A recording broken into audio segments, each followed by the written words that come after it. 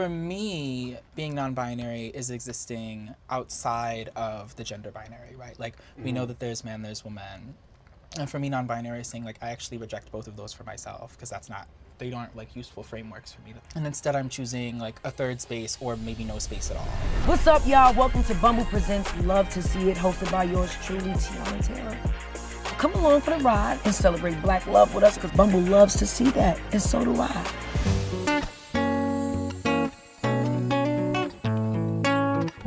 Today's conversation is going to be great to be able to talk to someone who's non-binary. Oh, so is that the topic?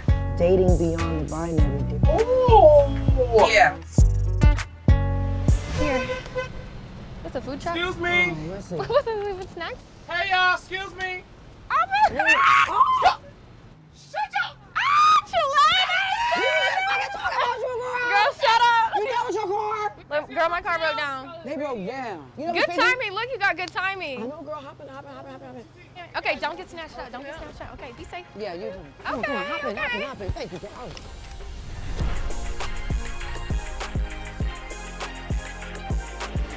Madison! What's going on? Nothing. How are you? I'm great. I am. I'm really happy to be here. Oh, I'm happy you're here. Thank you for coming. Thanks for having me. Appreciate it. You look good. So do You you, look as discussed. good. Very colorful. Thank you. Okay, so let's jump straight into it. Okay. So tell me about how you came to recognize yourself as pansexual. I had a series of coming out as bi first and then discovering pansexuality. Just being small town, I didn't know what pansexual was. Discovering what pansexuality means, it was like an instant identification of that's how I feel. Choosing a partner based on soul connection fits me, and I felt I fit that description, and so that coming out process was pretty easy. So people who don't know, what is pansexual? So being pansexual, really loving somebody for who they are regardless of their gender, regardless of really anything, honestly, regardless of any label, of any sexuality, any gender. That's what matters the most, you know? It doesn't matter Absolutely. who is with, it's about like what it make you feel like, you know? For sure. Like, how it make Choosing you someone feel. based off their energy. I feel like now it's just so many requirements. You know, at this point it's like you gotta check off the box. But like you said, just freely loving, I think it's a beautiful thing. Okay, girl. All right, so I got another question. This one kind of spicy. Who made the first move, you or Mariah? Oh, perfect. Y'all were so cute, by the way, when I walked out. She's the cutest, and she also made the first move. Period. Come on, Mariah. Yeah, like somebody's had to do it, you know. Mariah got the moves. So what was the move? What'd she do? She made a video.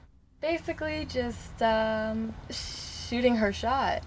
And I saw it and I thought she was gorgeous and responded to her, and we just started talking online and then met in person, and yeah. So what's the TikTok giving? Lip syncing sexy back to pictures. Really? And like twerking and just honestly just cutting up and letting loose in the very clear way of thinking I would never see the video. Oh my God, that's so so cute. She definitely never thought I'd see it. So wait, you didn't know her from scratch? Like you didn't know her from a can of No. paint? No. So how did the TikTok even get to you? It was when like my socials were just going crazy. Like I was getting notifications out that and I was really excited. So I was checking all my mentions. I was checking like every video I was tagged in, and I saw it, and people kept tagging me in her video. Right. I'm glad I saw it. You know? So did you hit her up? Well, she had you like, yo, I see Yeah, you see, in that's the why, video. see, look, she has questions on who made the first move, and I'm like, I think it's very clear, because I could have never messaged you if you didn't make that. Technically. But did I message first? Yeah. All right, so how has dating changed for you as you grew into the truest version of yourself? When you are fulfilling your own needs as you grow up and grow into yourself, and you're better equipped to take care of somebody else and being able to be a better partner for the person you're with. And when you're fulfilling your own expectations, when you're financially stable, you can cross that off the board of something you're looking for. Right. When you're emotionally stable, like when you're fulfilling yourself and not looking for somebody else to fulfill those things that you are lacking, you're in a better position to find somebody that's meant for you. And I think that's just something that happens when you grow up and grow into yourself. How old are you? 23. You got it together, you know? Like, No, I mean, no girl, chance, no chance. No, like, you still, it's definitely still far from always that. time to grow. However, look at yourself. There's a lot of 23-year-olds that's still trying to, like, figure it all the way out. We all still trying to figure it out, but, like, yeah, I'm thankful to have figured out certain things earlier. Exactly. Growth is amazing, you know? Yeah. Some people are okay with being in the same spot. I've met 25-year-olds, 26-year-olds that are still in the same space and don't have it together, you know? So, like, for you to only be 23, that's amazing.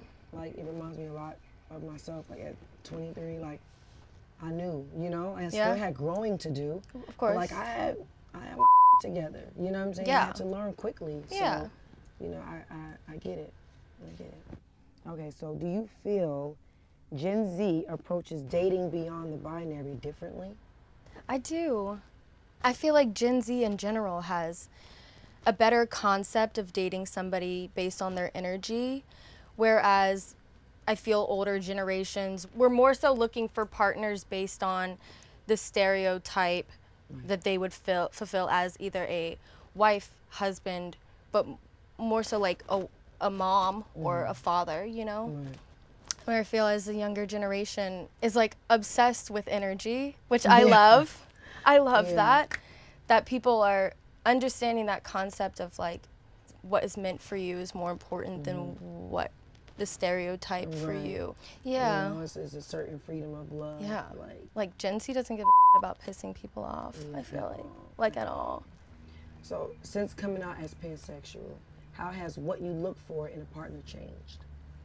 I wouldn't say it's necessarily changed, because even when I thought I was very much straight, I feel like I was looking for similar qualities in somebody. Being able to shed the expectation of what that partner looks like and who that partner is or who my family expects that partner to be has helped me broaden my options to find somebody that I can connect with and find true soul connection regardless of anything. Right. And do you feel like, while figuring it out from feeling like you were straight to bi to pansexual, do you feel like you had a great support system? I do, honestly. I'm really freaking lucky too. My family, I mean, it's not so much that they understood very much. Like I got all white parents from the South. I was adopted when they were like older, and they didn't know much about anything queer. It's great to be able to teach my family. My family's pretty open to learning and more about me, but not just about me, but about the people I care about, and to better be able to protect me. So I feel like I have had a very safe space. I feel like my siblings, my parents have grown with me. Yeah, that's beautiful.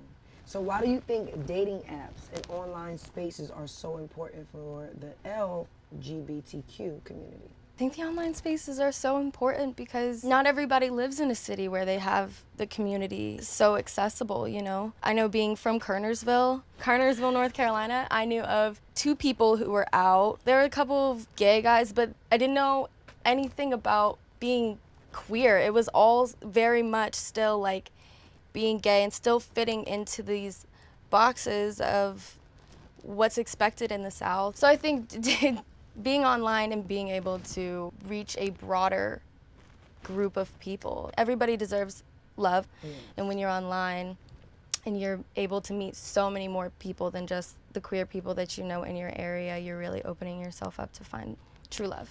Right. I think that's beautiful. Online can connect people. So how have dating apps, specifically Bumble, made it easier to date, and why? Bumble, it adds an element of safety for queer people.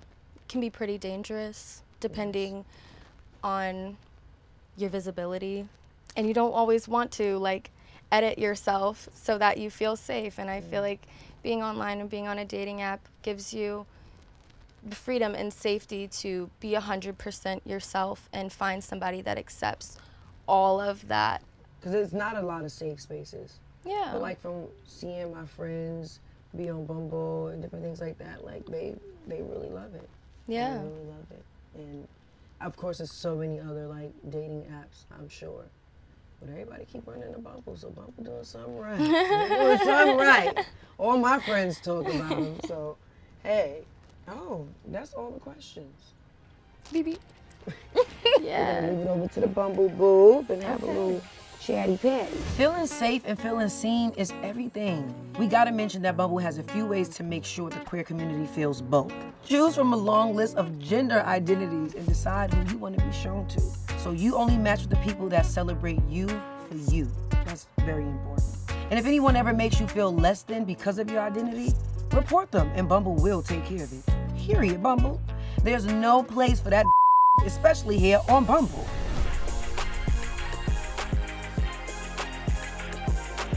Ooh. Now, would you make this with a little alcohol in there? Would you make something like that? Yes. That's the only way. Okay, but first and foremost, we have to welcome, okay, Yes. our Bumble guest, Teak. Hello. Meet my co-host for the day, Hello. EJ. Madison, EJ. Nice to meet you. So when did you start using Bumble and how has it become a part of your dating life? I mean, I've been using Bumble on and off since I really started dating. And I think now it's really become more critical as like left college, moved out to a different place. And so just trying to figure out life and meet new people and get into, like, get into community with people. So, What's your type? Me? My type. You ever realize the older you get, you low-key don't have a type? I know, I was just about to say, like, Yeah. it varies. It does change. Yeah. It varies. Yeah. And I feel like now it's been like, there's a lot of hot folk in New York. Let's just be very honest. This is true. I'm from New York. Exactly. You gotta. See, so then it has to, you gotta get deeper, right? Let me actually move into, okay, so can we have a conversation? Where's your politic? Like, where do we vibe? What's the energy like? When I was younger, if you'd asked me, it would have been like a laundry list of things that had to do with looks. Exactly. And now it's like, no. That's why I asked. I'm like, I Right. haven't asked this question in so long. Like, getting older, you really have no type. which segues into my question. How important is it for you to find somebody with a profile that's verified?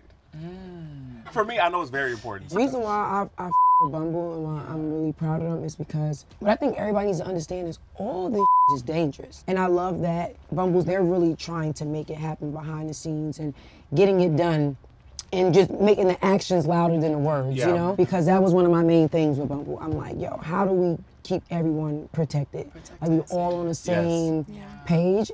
Because I wanted a safe space for daters. They wanted a safe space. Right. What makes you feel safe when you're on these dating apps? Or if it's important. No, it's definitely being verified. I gotta know you are who you say you are. And like you said, I think there's a level of like, okay, maybe these are things that I just can't know and I can't account for. And I think I try to just keep that in mind. And so it's different things. If I know we're meeting in public, I feel a lot better. If I'm going to your house, I'm making that decision. Yeah.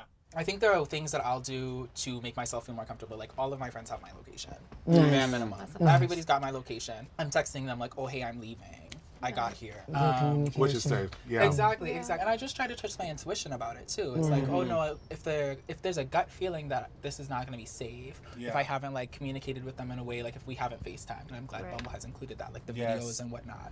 Yeah. But that's all little stuff of like, you know, like Securing. showing that they're listening. You know what I'm saying? Like nothing and nobody is perfect, but it's about if you're actually willing to listen. You know what I'm saying? And actually make change rather than just talk about it. Right, because I need to center my comfort, right? Yeah. Like, is this actually There's something nothing I wrong can with do? that. There's nothing wrong with that. So for me, I want to know, like, Bumble now has offered the section for non-binary, so I think that that's super important. So how important is it for you to display it?